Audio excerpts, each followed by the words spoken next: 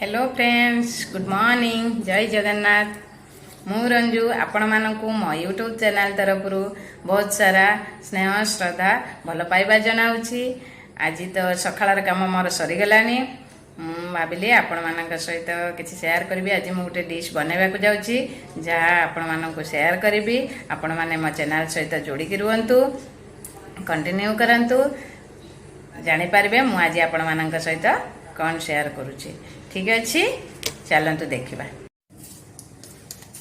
सांग माने बर्तमान देखंतु कंचा माछ रेडी।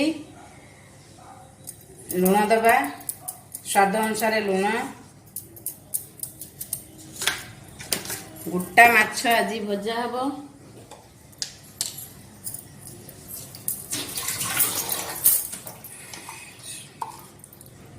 हल्दी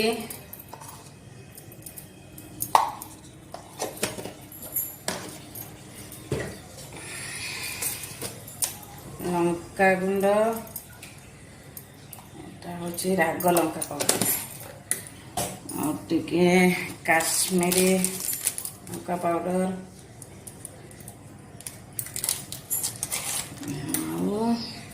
दबा मसला मसला अदा रसुण पेस्ट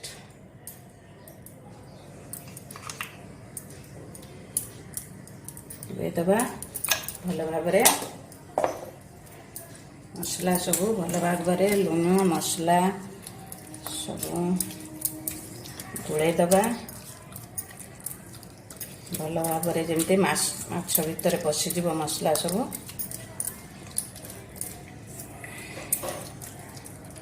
भाजवा स्टार्ट माछ सब कटा या भितर मसला भलिकी पशिब। सब माछ कटा दी साइड कटा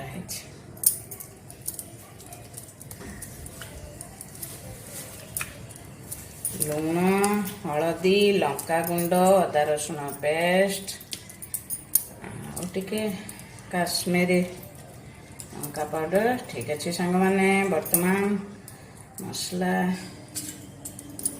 माछ सांगरे गोला रेडी है। गैस ऑन करिबा माछ पकेबा देखिबा।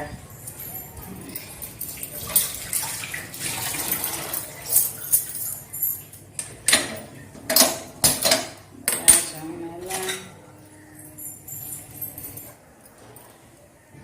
वर्तमान कड़ाई गरम हो गलानी तेल दे देबा माछ भाजिया पई। टिके बेसी तेल देबा तेल गरम हो गले माछ छाड़ीबा। तेल गरम हो बर्तमान कड़ाई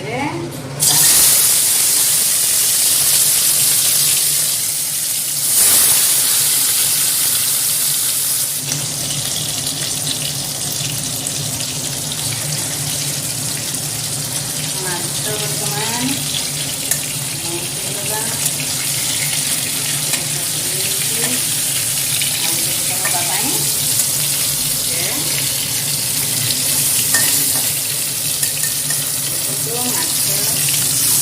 बढ़िया देखा सब माछ भाजी नवा पर देखा माछ ए रेडी भजा यामी यामी माछ एबे गार्निशिंग हम भाजवा पियाज पियाज कंचा लंका भाजिके माछ ऊपर दबा से तेल देले ना माछ जो भाजी थी तेल थिला से तेलर पियाज कंचा लंका दे देछि माछ ऊपर देवाई बेसी भाजवानी हल्का मसला दिखाई तो तेल टे मसला गुड़ा तेल दिहर गली जना पड़े कड़ा कड़ा लगुच या खाली हल्का खाली लाल हम माछ ऊपर आम गार्निशिंग करदे लुण देदेबा हल्का लुण नरम जीव पियाजटा माछ ऊपर से माछ ऊपर दे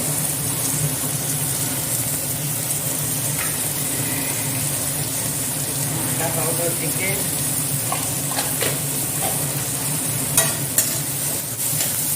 पियाज कंचा लंका काटिकी पकेबे कटा है पड़ी पियाज लाल हो गलानी काढ़ीदेवा माछ। ଉପରେ ଦେଇଦେବା। ଯଦି ଆପଣମାନଙ୍କୁ ଗୋଟା ମାଛ ମସଲା ଦିଆ ମାଛ ଭଜା ଖାଇବାର ଅଛି ଥରେ ଟ୍ରାଏ କରନ୍ତୁ ଆଉ ଦେଖନ୍ତୁ କେମିତି ଲାଗୁଛି। ବହୁତ ୟାମି, ବହୁତ ଟେଷ୍ଟି ଲାଗିବ। ଥରେ ଦେଖନ୍ତୁ କେମିତି ଲାଗିବ ମୋତେ କହିବେ।